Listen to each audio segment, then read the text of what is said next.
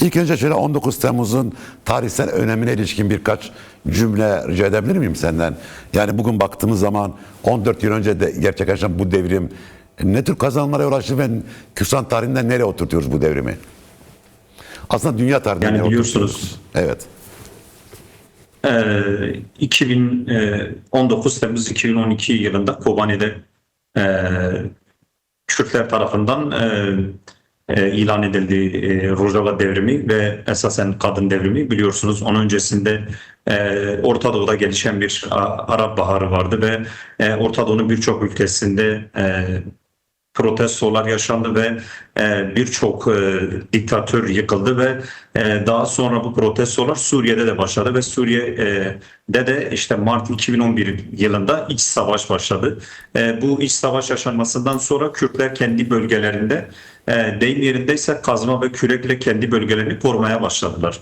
Daha çok Baas rejimi güç kaybedince Kürtler zaten daha önce de 2003 yılında kurulan Demokratik Birlik Partisi PYD öncülüğünde Suriye'de ve Rojava'da Kürtler belli bir örgütlenmeye sahiptiler ve belli bir örgütlenme bilinci, kendi yönetebilme bilinci vardı.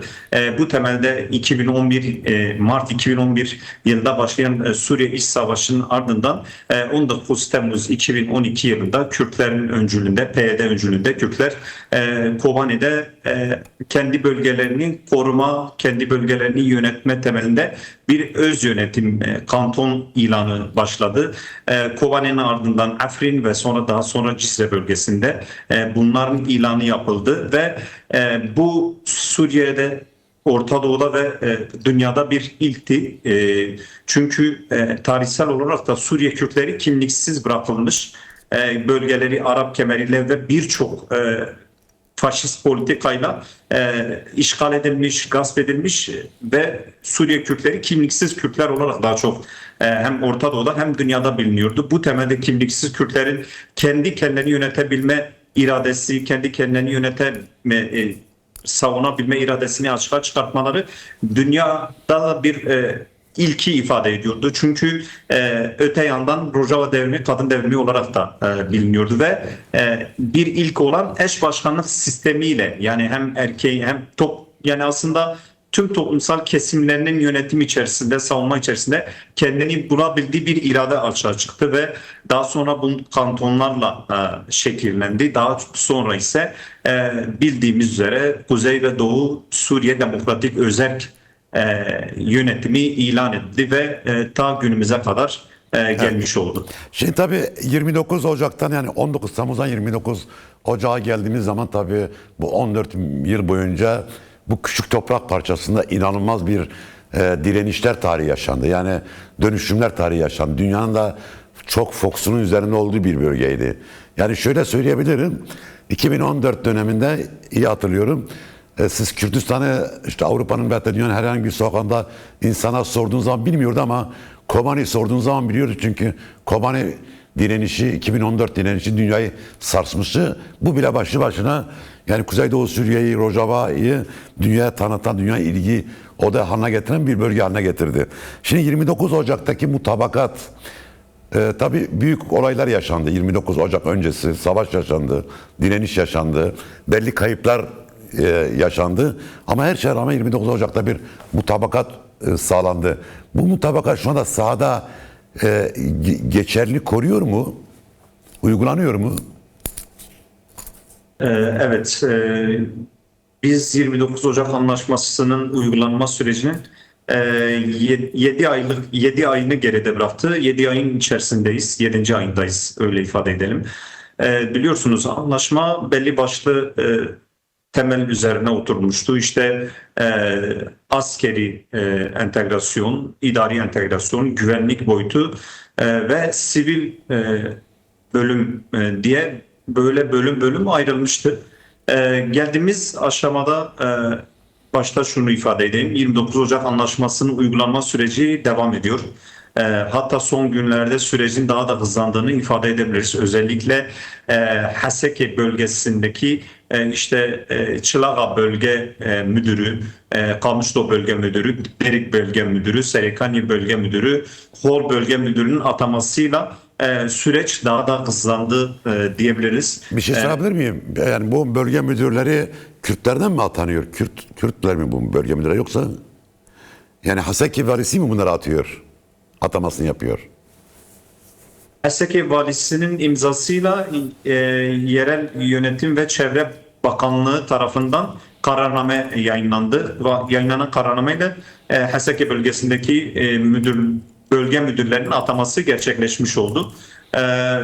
Ve aslında askeri entegrasyona kısa değinmek istiyorum. Daha önce de Oraya ifade gitmeden önce bir şey daha söyleyeyim. Belki bizim yani önemli bir şey söyledin.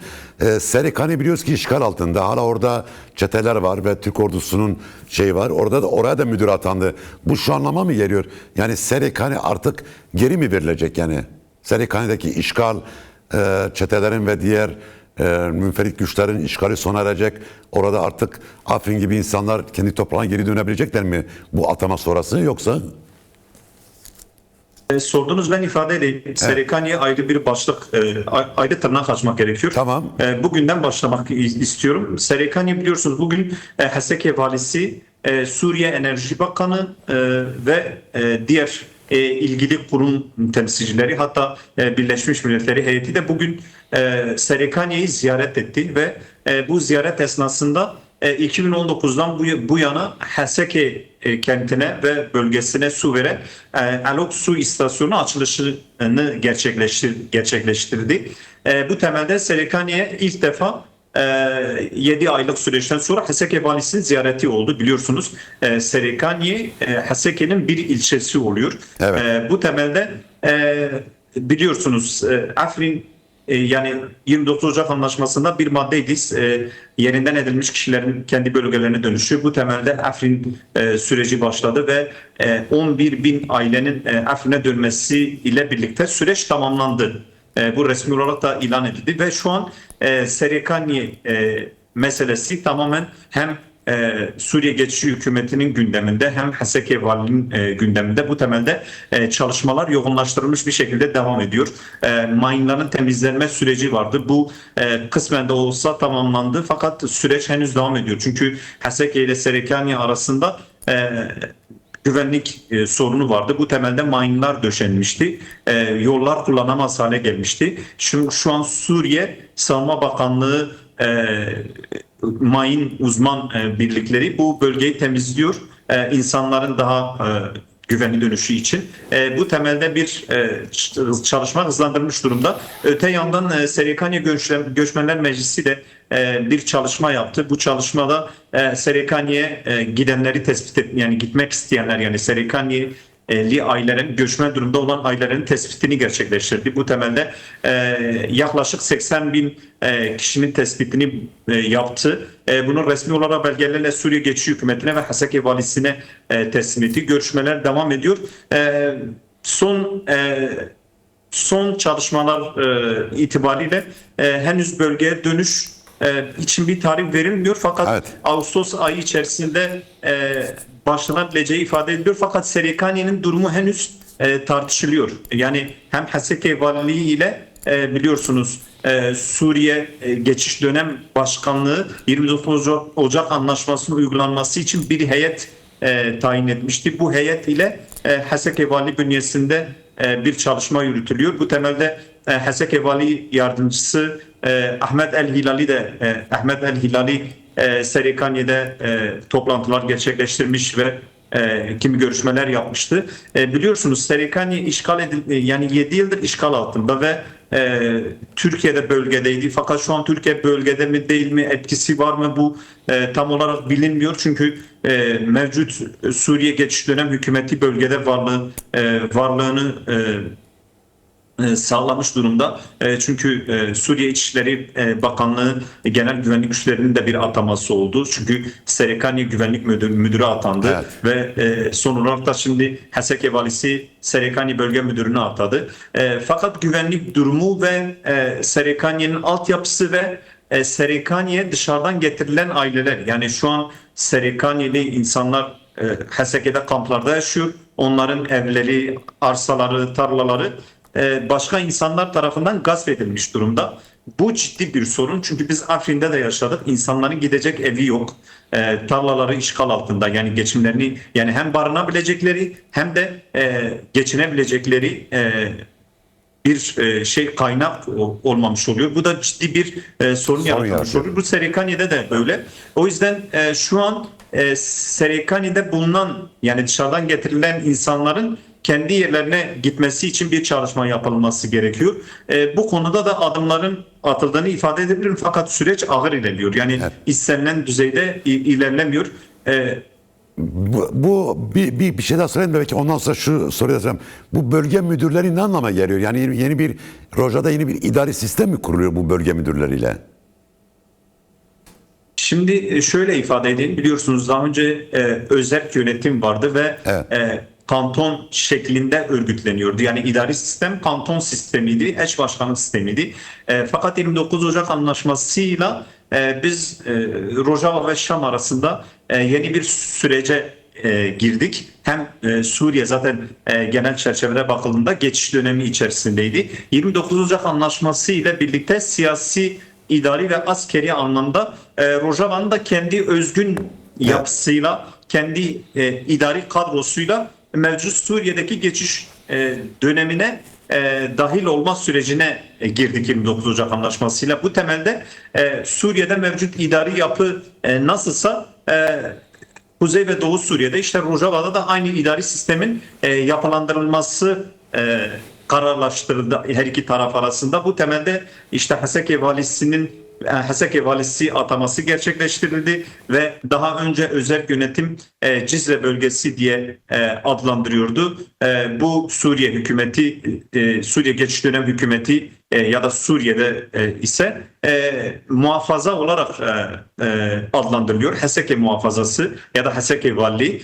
Bu temelde yeni bir idari sistemin de son yapılan atamalarla oluşturulduğunu ifade edebiliriz. Peki bu atanan müdürler içinde kadın var mı yoksa hepsi erkek mi?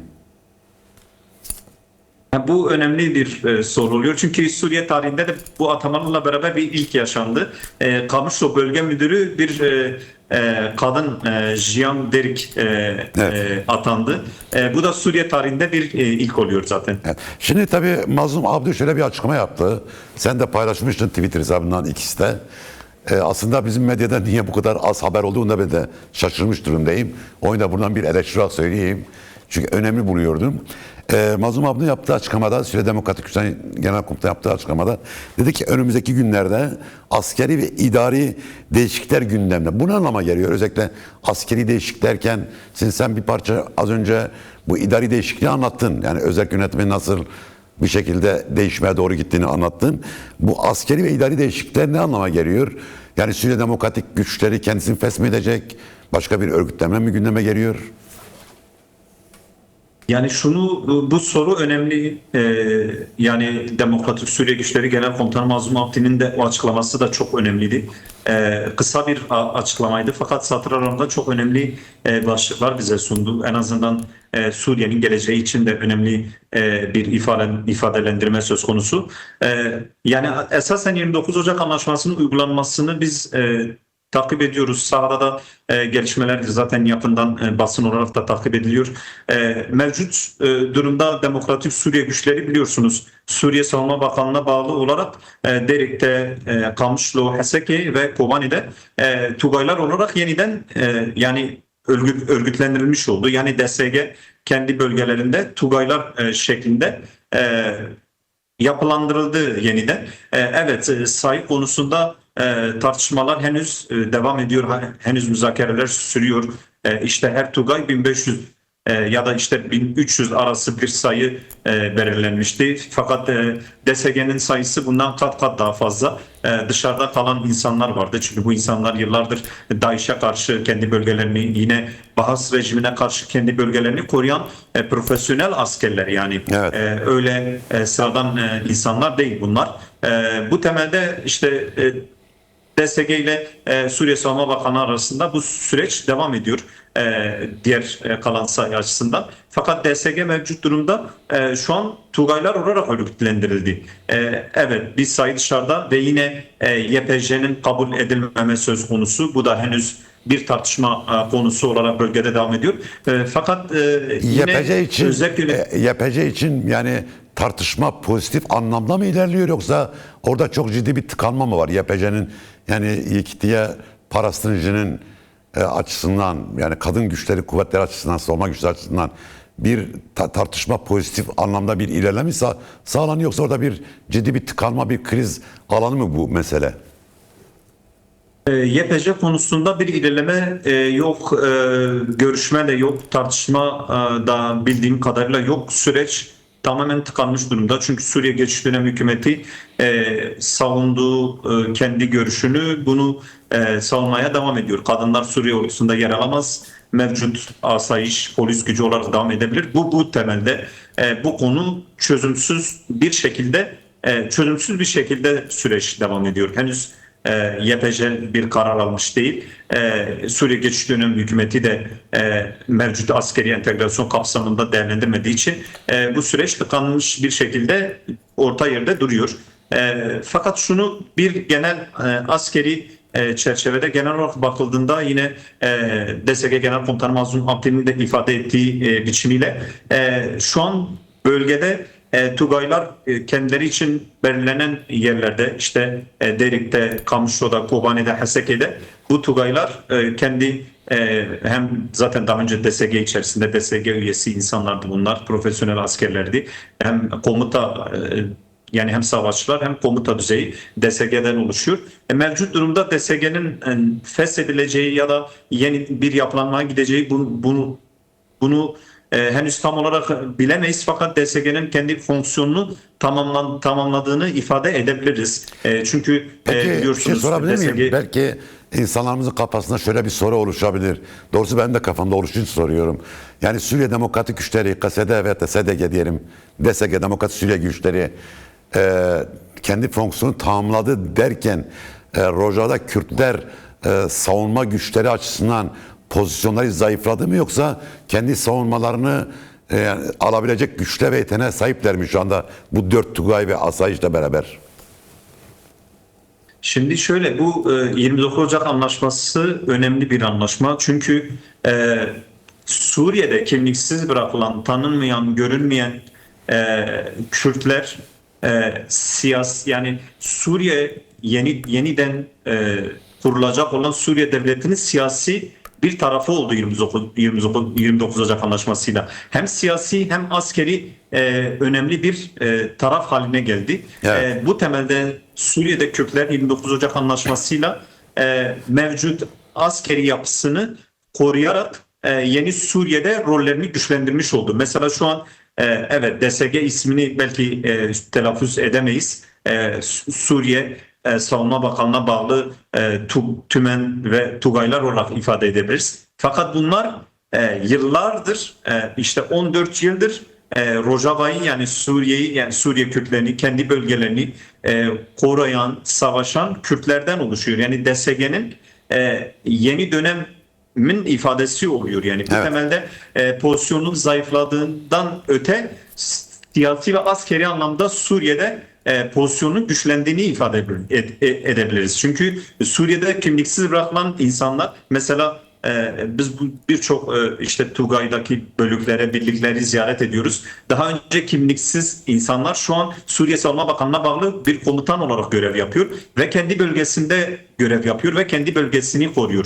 Bu çok önemli oluyor. Çünkü şu an Suriye'de bir geçiş dönemini yaşıyoruz ve Suriye Devleti yeniden kuruluyor. Bu temelde Kürtler bu kuruluşun birebir hem siyasi muhatabı, hem siyasi bir tarafı ve en önemlisi de askeri bir tarafı oluyor. Evet, belki DSG olarak isimlendiremeyiz ama fakat DSG kendi pozisyonunu bu Tugaylar ile birlikte koruyor tabii ki. Peki Doğan, yani bu siyasi ve askeri geçiş süreci Kürtleri Şam'da da etkin siyasi bir güç haline getiriyor mu? Ve de şöyle sorayım. Kürtler Şam'ın gidişatına ne kadar etkili olabilecekler oluyorlar veya? Çünkü bir geçiş hükümetten bahsediyoruz. Şara ve çevresi hala Suriye'nin bütününde kabul görmüş bir hükümet değil. Demokratik bir hükümet değil. Küresel güçten desteğiyle ayakta kalıyor. Bölgedeki konjonktür onları getirip Şam'a yerleştirdi. Ama sonuç olarak ortaya bir mutabakat çıktı ve bu mutabakatta senin de söylediğin gibi Kürtler hukuku ve siyasal zemin içine giriyorlar. Bu anlamda Kürtler önümüzdeki sürede daha çok mu Şam'da etkin bir siyasi güç haline gelecekler? Yani kendi bölgenin dışında. Biz Evet. kendi bölgelerini mevcut 29 Ocak Anlaşması'yla artık siyasi, askeri, hukuki anlamda kendi bölgelerinde var olan Suriye'de Kürtler bana göre bundan sonra önümüzdeki süreçte Şam'da Kürtlerin adını sık sık duyacağımız bir taraf olacak bana göre. Şimdi Suriye'de nasıl bir durum var? Bunu bilmek önemli. Çünkü nasıl bir hükümet var? Bu hükümet Suriye devletini nasıl yapılandırıyor? Ve Suriye toplumu bunun hakkında ne düşünüyor? Bunları bilmek önemli. Şimdi 8 Aralık 2024 yılında Suriye yeni bir sürece girdi ve İdlib'den HTŞ örgütü Şam'a getirilip Suriye Geçiş Dönem Hükümeti olarak yeniden yapılandırdı. Bu yapılandırma uluslararası dengeler ve anlaşmalar sonucu oldu. Çünkü mevcut Orta Doğu'nun dizaynı devam ederken Suriye'de Baas rejimi bu dizaynın önünde bir engeldi. Bu engeli kaldırıp önlerine engel olmayan bir yeni bir yönetim Şam'da görmek istediler ve bunu bir uzlaşı temelinde sağladılar. Şimdi Suriye Geçiş Dönemi Hükümeti işte bir yıl 8 ayı geride bıraktı. Aslında gerisinde yani bir yıl 8 aylık süreci kısaca incelersek işte Suriye sahil bölgesinde özellikle Alevilerin yoğun olarak yaşadığı Laskiye, Tartus, Banyas bölgesinde bir katliam aslında bir katliam silsilesini gördük. Ve yine Hama'da, Humus'ta yine Şam'da esasen tamamen Alevilere karşı bir cadavır başlattı bu geçiş dönemi hükümeti. Yine Süveyda'da Dürzilere saldırdı ve katliam gerçekleştirdi ve Süveyda sorunu yani Dürzilerin sorunu henüz var, çözülmüş değil. Suriye'nin birçok noktasında toplumsal sorunlar var, Hristiyanlara karşı sorunlar var. Yine bu hükümet Kürtlere karşı saldırı gerçekleştirdi ve 29 Ocak Anlaşması'yla Kürtlerle bir anlaşmaya gitti. Öte yandan Suriye'nin mevcut genel tablosu incelersek ekonomik anlamda toplumsal bir çöküş yaşanıyor. Yine hizmet anlamıyla geçiş dönem hükümeti insanlara hizmet edemiyor. Güvenlik sorunları yaşanıyor. Bu temelde aslında Suriye'de genel olarak sorunlar yaşanıyor ve bu sorunları yönetmede Suriye Geçiş Dönemi Hükümeti başarısız. Fakat uluslararası destek şu an Suriye Geçiş Dönemi Hükümeti'ni Şam'da tutuyor. Bu temelde Kürtlerin mevcut 14 yıl Suriye'de içinde bulunduğu demokratik pratik, yönetim, siyasi anlamda bölgelerini yönetmeleri, ekonomiyi ele almaları her anlamıyla Suriye geçiş dönemine Şam'da büyük katkılar sunacaktır. Çünkü Suriye'de Kürtler demokrasi terazisinin önemli bir tarafı oluyor. Yani demokrasi terazisi olarak Kürtler görülüyor. Kürtler sadece kendileri için de siyaset yapmıyor. Diğer Suriye'de biliyorsunuz onlarca işte inanç, halk birlikte yaşıyor. Yani sadece Sünniler yok, Şiiler var, Hristiyanlar var, Süryani, Ermeni, Türkmenler. Bu anlamıyla Kürtlerin 14 yılda çok ciddi bir siyasi tecrübesi, demokrasi tecrübesi, yönetim tecrübesi, askeri tecrübesi oluşmuş durumda ve Şam'da bunu göstereceğine ben inanıyorum. Özellikle önümüzdeki süreçte 29 Ocak Anlaşması'nın uygulanmasının tamamlanmasının ardından belki siyasi anlamda mevcut anayasa, özellikle Suriye'de yeni anayasa yapım sürecinde Kürtlerin göstereceği hem ilgi hem de katkı çok önemli olacaktır. Hem Suriye'de Aleviler için hem Dürziler için hem Sünniler için bile Kürtlerin mevcut tecrübeleri Şam'da önemli bir katkı sunacaktır Suriye geçiş dönemine. Evet, daha önce seninle konuşmuştuk. Tabii bu Hizbullah meselesi hala çözülmüş değil. Lübnan meselesi bölgesi zaten çok karışık. Yani İran savaşta tekrar yeniden başladı ve öyle görünüyor ki çok zamana yayılan bir hikayeye dönüşecek. Yani taşların yerine oturtması hala zaman alacak. Tabii Suriye'de bunun için önemli.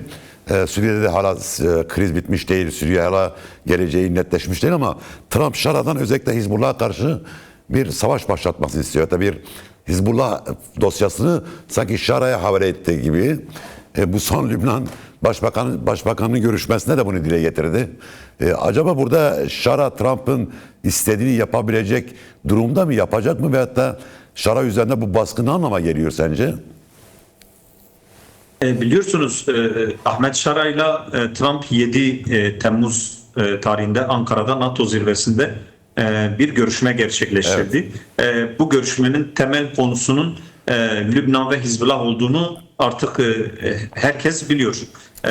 Orada Trump'ın sadece Şara'ya içerik olarak ne dediğini bilmiyoruz ama konuların ne olduğunu biliyoruz. Biliyorsunuz o görüşmeden hemen ardından Amerika'da Suriye teröre destek veren ülkeler listesinden hemen çıkartıldı. Ve aslında o görüşmeden sonra Suriye Geçiş Dönem Hükümeti yani Ahmet El Şara'ya ve arkadaşlarına Hizbullah dosyasının Amerika tarafından bir ev ödevi olarak verildiğini artık hepimiz biliyoruz. Fakat şöyle bir durum var Suriye'de. Mevcut Suriye Geçiş Dönem Hükümeti'nin Lübnan'a girip Hizbullah'la ne kadar yani Lübnan'a girebilecek mi, girebilecek gücü var mı, bu noktalarda sorun yaşanıyor. Çünkü Suriye'nin her yeri zaten karma karışık. Yani İdlib'de kimi bakıyorsunuz yabancı savaşçılarla sorun yaşanıyor. İdlib'de henüz sorunlar çözülmüş değil. Suriye Geçiş Dönem Hükümeti ile binlerce yabancı savaşçı arasında sorunlar yaşanıyor. Yine Deir ez-Zor'da ve Rakka'da özellikle Palmira'da yine DAEŞ'in çok ciddi örgütlendiği ve alan kontrolüne dahi gittiği söyleniyor. Yani bölgeler karmaşık. Yine Suriye Geçiş Dönem Hükümeti'nin zaten Dürzilere ve Alevilere saldırıları sürüyor. Bu temelde yani Ahmet El Şara'nın Hizbullah dosyasının ev ödevi olduğunu biliyoruz. Fakat mevcut durumda şu an yani Ahmet El Şara'nın Hizbullah'la savaşabilecek mevcut gücünün olduğunu düşünmüyorum. Fakat şöyle yapabilir. Biliyorsunuz Suriye ve Lübnan sınırı var ve Hizbullah'la İran arasında yıllardır bölge deyim yerindeyse silahların taşındığı bir yol geçen han oluyor. Yani geçiş bölgeleri var. Bu noktada bir sıkı denetim altına alabilir sınırları ve Hizbullah'a yani tam olarak sağlayamasa da azami bir şekilde cephanenin gitmesini sağlayacak. Bu temelde zaten biliyorsunuz basına bu özellikle Tanaf'tan taşınan petrol tankerlerinde cephanelikler görüldü. İşte füzeler, dronlar. Bu temelde daha sonra da yine aynı şekilde şu ana kadar 2 operasyon yapıldı. Dediğim gibi mevcut durumda sürecin daha uzayacağını ben düşünüyorum. Mevcut durumda Suriye'nin şu an Lübnan'a girip Hizbullah'la savaşacağı bir durum yok. Fakat sınır geçişleri işte takviyeler yapılıyor, sınır güçlendirilmeye çalışılıyor. Hizbullah'ın geçiş noktaları kontrol edilmeye çalışılıyor. Bu noktada bu operasyonları özellikle Suriye'de Hizbullah'a karşı daha fazla operasyonlara tanıklık edeceğiz. Evet. Doğan Cihan çok teşekkürler. Programa katıldığın görüşlerimizle paylaştın. Çok sağ ol, çok var ol. Kolay gelsin sana.